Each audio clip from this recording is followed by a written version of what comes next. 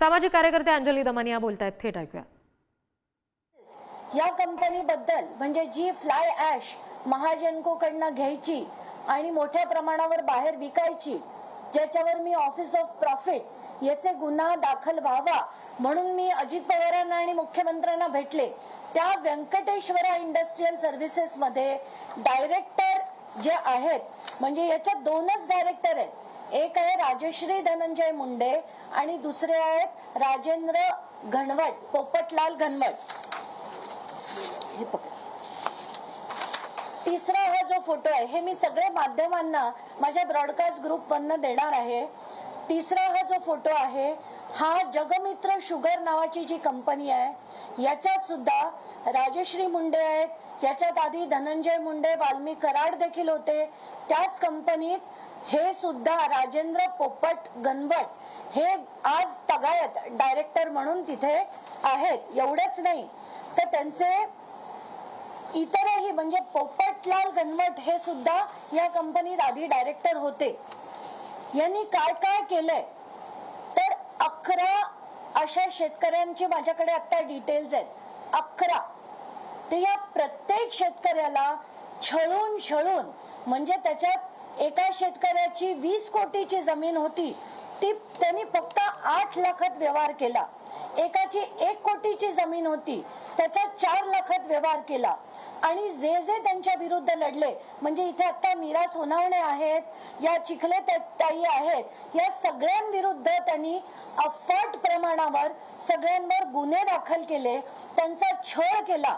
म्हणजे आज जर तुम्ही बघाल या ताई तुमच्याशी बोलतीलच तर यांच्यावर, यांच्या कुटुंबावर देखील त्यांनी कसा छळ केला याची माहिती त्या देतील। मीरा सोनावणे यांचं त्यांनी म्हणजे त्यांच्या जे व्यक्ती घरचे 1997 मध्ये वारले होते ते 2006 ला जिवंत दाखवून त्यांचा व्यवहार झाला असं दाखवलं। आणि या जेव्हा त्यांच्या शेतात काम करत होत्या तेव्हा बहिणीवरून अतिशय खालच्या दर्जाचं म्हणजे तिला एक रात्र माझ्याकडे पाठव असं म्हणून मग ह्या चिडल्या आणि चिडल्यावर त्यांनी त्यांना सरळ केलं म्हणून त्यांच्यावर 8 दिवसानंतर 307 चा गुन्हा दाखल केला।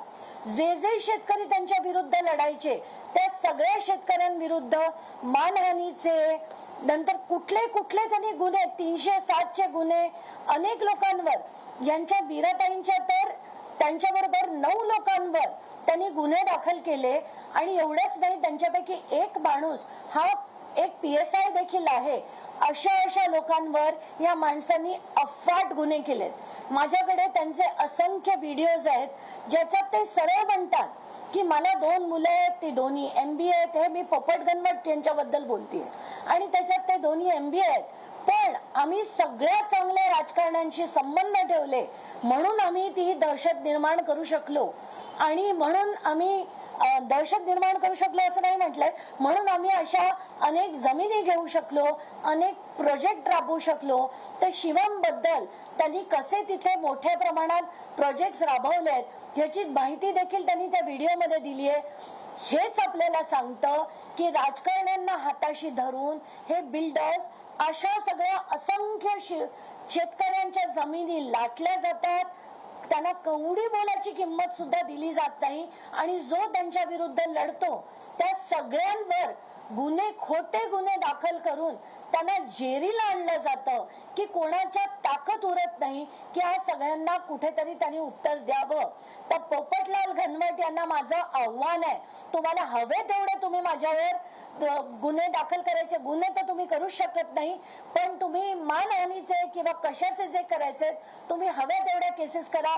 प्रत्येक तुमच्या केस मधली सगळे डिटेल्स माझ्याकडे आहेत आणि ते सगळे डिटेल्स मी दाखवणार आहे। तुमचा एक संजय चव्हाण नावाचा, संजय उर्फ आनंद चव्हाण नावाचा एक माणूस आहे, त्याच्या नावावर सगळ्या पॉवर ऑफ अटर्नी घेतल्या जातात आणि तो त्याचा कसा मिसयूज करतो त्याचे सगळे डिटेल्स माझ्याकडे आहेत। आणि एवढंच नाही तर या पोपट गणवट यांच्यावर असंख्य असे FIRs ऑलरेडी असताना हाच व्यक्ती त्याची बी समरी करून घेतो आणि याचे सगळे डिटेल्स आहेत, तर मी गृह मंत्रालयाला लिहून हे सगळे बी समरी झालेले सगळे गुन्हे हे पुन्हा रिओपन करा अशा मागणीचं पत्र मी पाठवणार आहे. आणि ही जी माणसं आहेत यांना मी आत्ताच बावनकुळे यांना देखील फोन करण्याचा प्रयत्न केला, त्यांचा फोन लागला नाही, पण मी बावनकुळेंना या सगळ्या लोकांना त्यांच्याकडे पाठवणार आहेत, ज्यांच्या सगळ्या जमिनीच्या व्यवहाराची पुन्हा चौकशी करून योग्य तो निर्णय घेतला गेला पाहिजे. आणि अशा जे बिल्डर्स आहेत जे असे लाटण्याचा प्रयत्न करतात त्यांची राजकीय ताकद वापरून, तर त्यांच्यावर कारवाई सक्त झाली पाहिजे अशी माझी मागणी आहे. एवढंच नाही तर धनंजय मुंडे आणि यांचा काय काय संबंध आहे, कसे कसे व्यवहार आहेत, आर्थिक व्यवहार किती आहेत, या सगळ्या गोष्टीची चौकशी झाली पाहिजे अशी देखील माझी मागणी आहे. आणि ती लवकरात लवकर व्हावी असे मी आव्हान मुख्यमंत्री आणि वित्तमंत्री या दोघांना करते. अंजलीताई, शेतकऱ्यांचा छळ झाला म्हणताय तुम्ही, मोडस ऑपरेंडी कसं होती, म्हणजे कसं छळ करायचे आणि कधी वर्षापासून हे संपूर्ण सुरू आहे? हे सगळं गेले 10 ते 12 वर्ष ते करतायत असं त्यांनी व्हिडिओ मध्ये म्हटलंय, पण खरं तर हे 2004-5 सालापासून त्यांनी सुरू केलं. आणि इथे जे बसलेले सगळे आहेत यांचे व्यवहार सगळे त्याच काळात झालेत. सगळं खोटं दाखवलंय. मय्यत व्यक्तीला जिवंत दाखवून डॉक्युमेंट केली आहेत, जे जिवंत आहेत त्यांना मय्यत दाखवून डॉक्युमेंट्स केली आहेत. अफाट घोळ केलेत, अफाट घोळ. आणि त्यांच्या विरुद्ध ना यंत्रणा बोलतेय ना पोलीस बोलतायत, कारण यांच्या पाठीशी सगळे धनंजय मुंडे सारखे राजकारणी आहेत, कारण ते थेट पार्टनर आहेत. म्हणजे कुठली पोलीस यंत्रणा त्यांच्यावर कारवाई करेल, कारण धनंजय मुंडेंचे ते थेट पार्टनर आहेत. आणि यांचे किती किती कसे कसे त्यांचे काय काय डील्स आहेत हे देखील मी काही काळात आता पुढे काढणार आहे. तर आताच्या घटनेला मला आव्हान करायचंय सगळ्यांना की ताबडतोब या सगळ्या प्रकरणाची चौकशी करा. आता मी विनंती करते मीरा सोनावणेंना, त्या बोलतील आणि त्यानंतर या चित्तेताई बोलतील. तर रिक्वेस्ट करते माध्यमांना की त्यांचं बोलणं देखील आपण रेकॉर्ड करावं. नमस्कार. आता आम्ही अंजलीताईंकडे ह्याच्यासाठी आलोय कारण आम्ही 2008 पासून फिरतोय, भरपूर ठिकाणी फिरलो, कुठली ठिकाणं आम्ही शिल्लक ठेवली नाही. आणि अंजलीताईंकडं आम्ही सगळे शेतकरी मोठ्या आशेने आलोय की ताईने आम्हाला न्याय द्यावा, कारण आम्हाला म्हणजे आमच्याकडे आता शक्ती नाही राहिलेली आहे लढायची. माझं तर म्हणजे मी आता बोलायची सुद्धा आहे ना इच्छा नाही, कारण आहे ना तो माणूस इतका म्हणजे इतकी दहशत आहे खेड तालुक्यामध्ये त्याची की बोलायचं काम नाही. अहो त्याने ना मला सांगा, धनंजय मुंडे सारखा माणूस, आता धनंजय मुंडे मंत्री आहेत आणि यांनी मला कधी पाहिलं नाही, किंवा हा राजू सोनवणे माझा चुलत भाऊ आहे. अशा आमच्या 8 भावंडांवरती खोटा गुन्हा दाखल केलाय. आणि धनंजय मुंडे साहेबांनी फोन केला चाकण चौकीमध्ये की यांच्यावर गुन्हे दाखल करा. म्हणजे हा किती मोठा गरिबांनो अन्याय आहे तुम्ही सांगा. आणि जे शंकर मारुती रौंदळ, माझी आजी शांताबाई जयराम सोनवणे हिने शंकर मारुती रौंदळ यांचे चुलते सक्के यांच्याकडे जमीन घाण ठेवली होती. मग आता ती आजीने घाण ठेवली, मग आता यांच्या चुलत्यांनी परत देण्याची माझ्या वडिलांना बोली होती आजीला, तर माझ्या वडिलांनी ते खरेदी खत करून घेतलेले. खरेदी खत केल्यानंतर जर समजा जरी आमचे म्हणजे तिथं धरणाचं काम चालू होतं, आसखेड प्रकल्प चालू होता खेड तालुक्यात, नोंदी बंद होत्या. आणि मी वयाच्या 9व्या वर्षी मी वयाच्या 9व्या वर्षी तमाशामध्ये घुंगरं बांधली. आणि तेव्हापासून ताई मी आता नाशिकवरून रात्रभर कार्यक्रम करून इथं आली. मी 9व्या वर्षापासून घुंगरं बांधली. लहानपणी गावात मी ताई भीक मागितलं, खूप मी हाल काढलेली व्यक्ती आहे. आणि एवढे हाल काढून या पोपट गणवटनी या राजगणवटनी आम्हाला बिनकामाचं कोर्टाच्या चक्रा मारायला लावल्या. ताई नको नको झाले सगळ्यांना. आम्हाला असं वाटतं मेलेलं बरं, ती जमीन नसलेली बरी. आवर इतकी त्याला शेती आहे ताई, आमच्या खेड तालुक्यात इतकी जमीन आहे ना त्या पोपट गणवट राजगणवटची. आणि बरं का यांची बघा गंमत कशी आहे, पोपट मारुती गणवट याची इतकी मोठी टोळी आहे गुंडांची की ती टोळी आहे ना हे त्यांच्या टोळीतलाच पोपट गणवट माणूस उभा करतो जमीन घ्यायला. ताई, पोपट गणवट समोर येत नाही. त्याच्या टोळीतला माणूस उभा करतो, त्याचं नाव करतो, मग स्वतःच्या नाव करून घेतो. ज्या वेळेस आमच्या सारख्यांवर गुन्हे दाखल करतो त्यावेळेस त्याची मुलगी, त्याचा पोपट गणवटचा मुलगी आणि जावई डॉक्टर आहे ताई. मग त्याला आहे ना सोपं कसं पडतं पोपट गणवटला. आमच्यावर गुन्हा दाखल केला की त्याला खोटं सर्टिफिकेट लगेच मिळून जातं दवाखान्याचं, कारण त्याची मुलगी डॉक्टर आहे म्हणून. आणि असं आहे ना, असं सगळं इतकं अन्याय चालू आहे ताई. खरंच याच आहे ना शासनाने लवकर चौकशी करावं ना, आम्हाला लवकर न्याय द्यावा, नाही तर आम्हाला फाशी तरी द्यावा सरकारने. इतका कंटाळा आला ताई, आता सणच व्हायना झालं बघा. आम्ही एक एक रुपया कष्ट करायचा. मी रात्रभर तमाशामध्ये नाचून आता इथं आलीये. तुम्हाला न वाटलं तर तुम्ही माझी चौकशी करा. माझे ना लेकरं बाळ ताई, मला आहे ना 10 बाय 10चं घर आहे राहायला. माझ्या घरामध्ये मी असले, माझी फॅमिली असली, पाहुणा आला तर बसू शकत नाही, अशी आमची अवस्था आहे. आम्ही आज 2 करोडची आमची जमीन असताना आम्ही बेकारी आहे. कसं जगायचं, कसं आता लोकांनी कसं जगायचं. आणि प्रत्येकाची तुम्ही ऐकाल ना, प्रत्येकाची कहाणी तीच आहे. 11 अशा कुटुंबांवर यांनी अफाट प्रमाणावर टाकलेत. आणि जसं मी म्हणते, आता या ताईंचं ऐका तुम्ही. आमचा मालक, आम्ही फोटो भरायला निवीनगरला होतो. माझी तर लेकरं एकदम बारीक होती. माझं त्या टायमाला मालक वारला, एकदम बारीक होती. पोरांच्या बापाला दादागिरी करून, त्याच्याबरोबर त्याचं गुंड तर असतातच. आणि आमची एक नणंद, तर तिला पण काही येत नव्हतं, काय नव्हतं. माझा नवरा तर एकदम भोळा होता. आम्ही कुठं तर निवीनगरला. माझा बारका मुलगा तर दूध पेता म्हणलं तरी चालेल, इतका बारीक होता. त्याला दादागिरी करून त्याच्याकडून सयांगत घेतलं. आम्हाला माहिती पण नाही. जेव्हा तो लाचच्या टेपला आम्हाला माहिती झालं का, मग आम्हाला सांगितलं त्यांनी का मला असं असं केलं म्हणून करताना.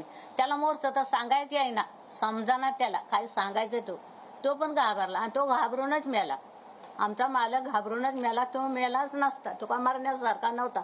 शिवाय त्याचे आई बाबा लहान असताना गेले. त्याच्यानंतर आता ह्यांनी अशी जर जमीन घेतली तर माझ्या लेकरांचं काय व्हायचं. मी नवरा तर गेला, त्याच्या पाठीमागे या जमिनीसाठी मी पण जाणार. काय करायचं. आता तुम्ही पण बोला. यांच्या तर यांना अटॅक आला. माझ्या वडिलांना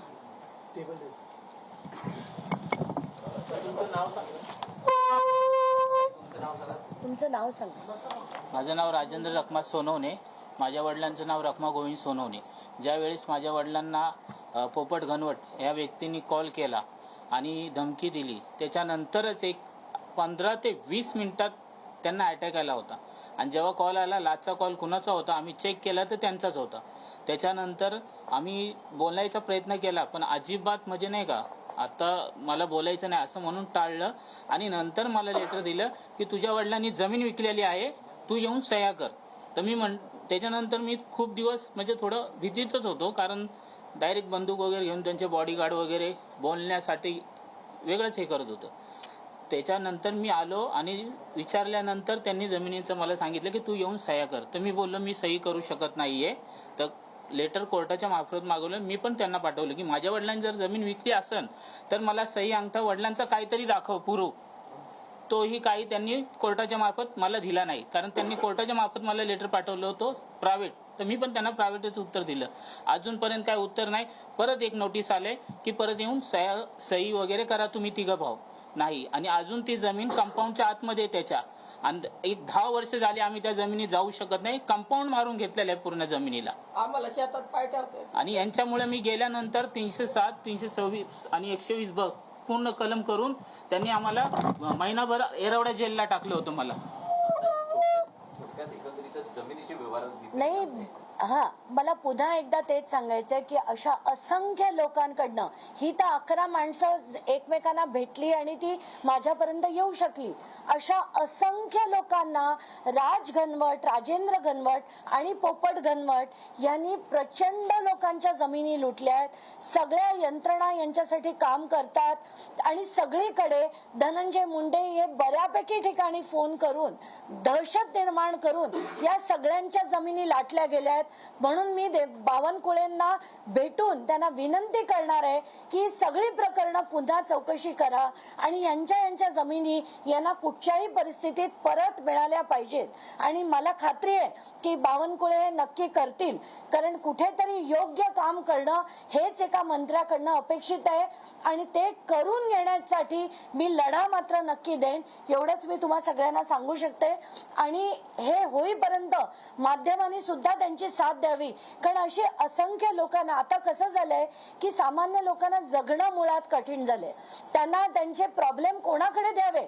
आज ह्या बाई म्हणा, याची सगळी माणसं म्हणा, यांचेच एक पुतणे देखील आले होते मागच्या वेळेस, ते देखील म्हणाले की आम्हाला सुट्ट्या घेऊन कोर्टाच्या वाऱ्या करायला लागतात, प्रत्येक वेळेस कोर्टापर्यंत जा ये खर्च होतो, त्या दिवशीच आमचं काम जातं, सुट्टी घेतली जाते.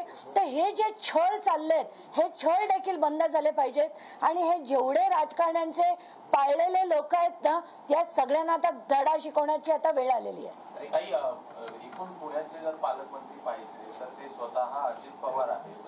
एकूणच राष्ट्रवादीचं तिथे वर्चस्व आपल्याला पाहायला मिळत आहे. कुठंतरी अजित पवार असतील किंवा मग धनंजय मुंडे असतील यांच्या हे संगनमताने सगळं झालंय असं नाही, हे त्यांच्याच संगनमताने. म्हणजे पोलिसांना जसं मीराताई म्हणाल्या की सरळ फोन धनंजय मुंडेंकडनं आल्यावर यांच्यावर एक नाही 9 जणांवर गुन्हे दाखल होतात, ते पण 307 सारखे, आणि त्यांना घिरट्या करायला लागतायत कोर्टाच्या. कसं ती माणसं जगणार. त्यांना त्यांचा एक तर जागा गेली, वर मानसिक छळ.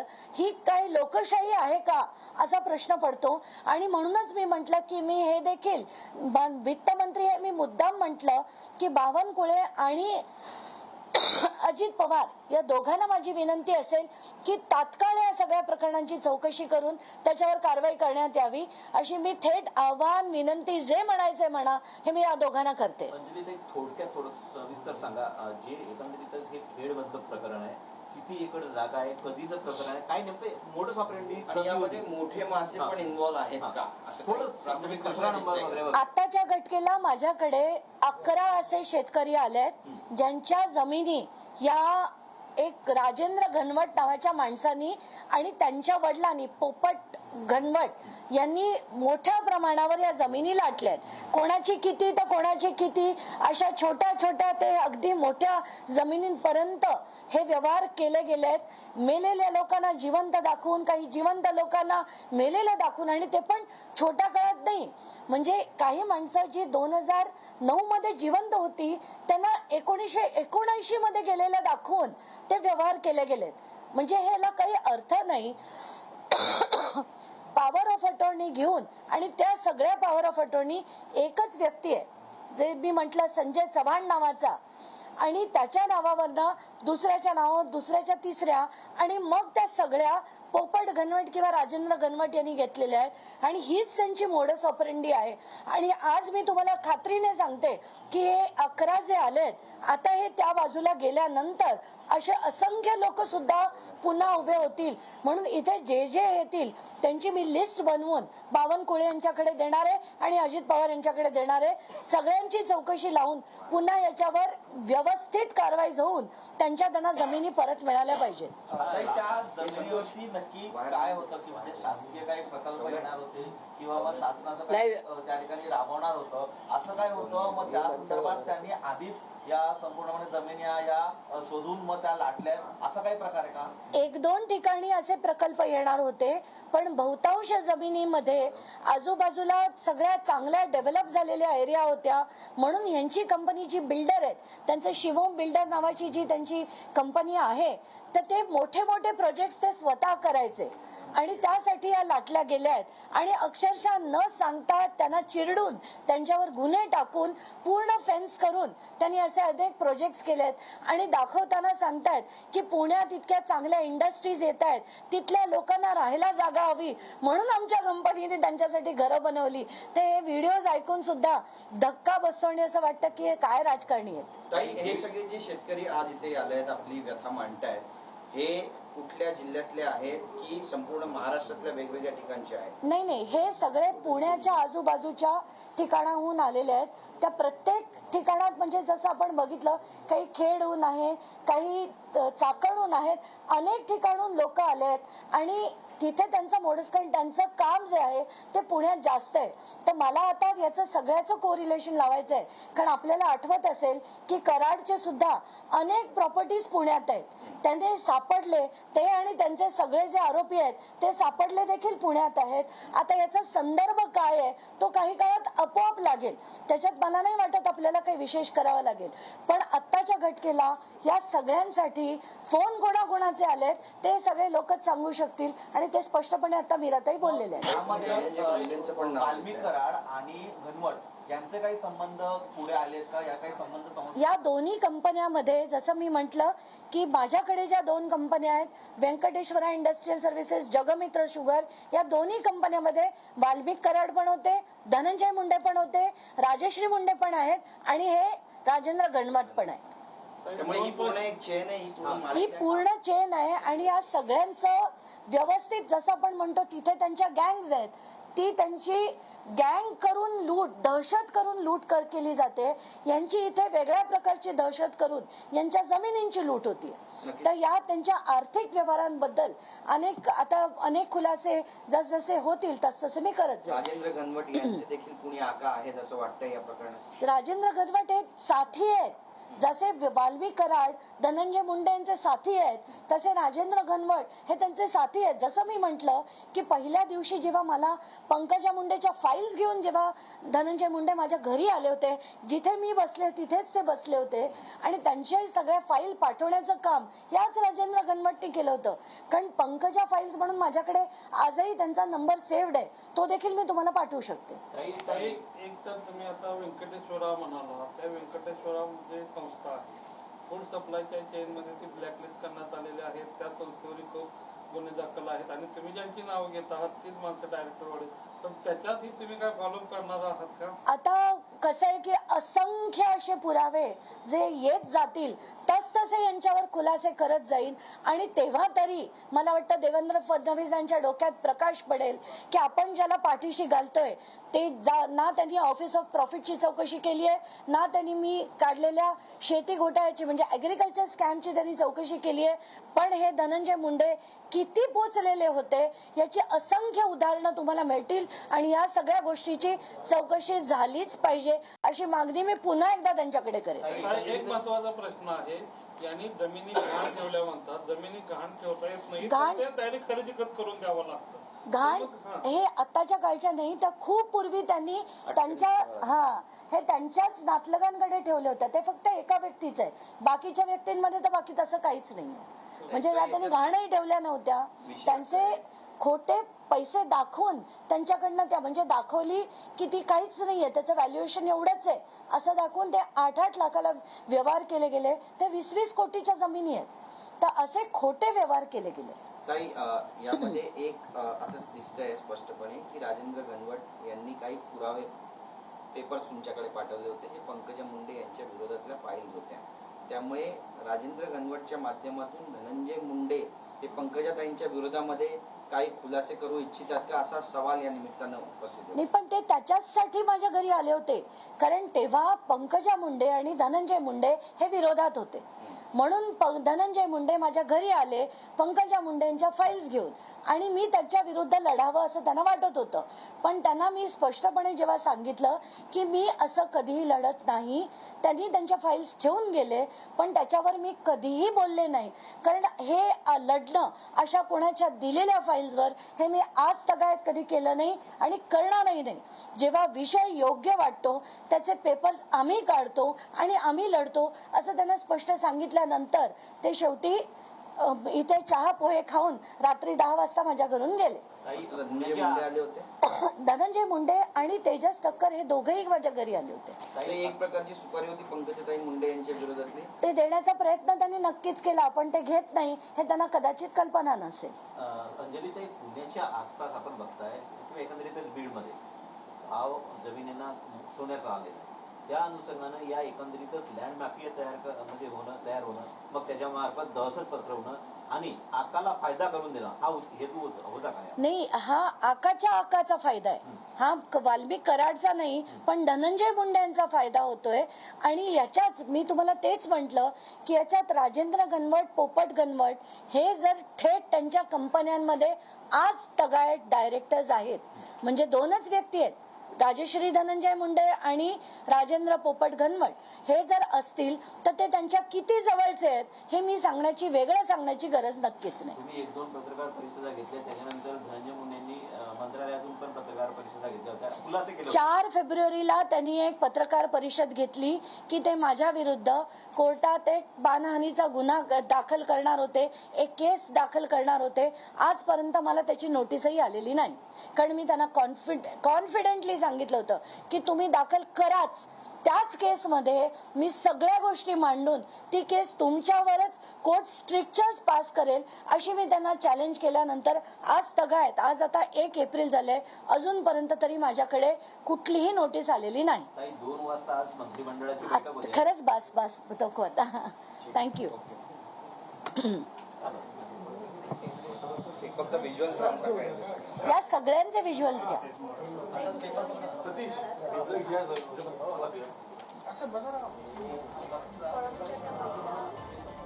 आपण नुकतंच बघितलं सामाजिक कार्यकर्ते अंजली दमनिया यांची ही पत्रकार परिषद सुरू होती आणि अनेक तक्रारी या सगळ्या संदर्भात, जमिनी हडपल्या संदर्भात त्यांच्याकडे घेऊन काही जण आले होते, सामान्य शेतकरी जे त्यांच्या आजूबाजूला बसल्याचं आपण सध्या पाहतोय.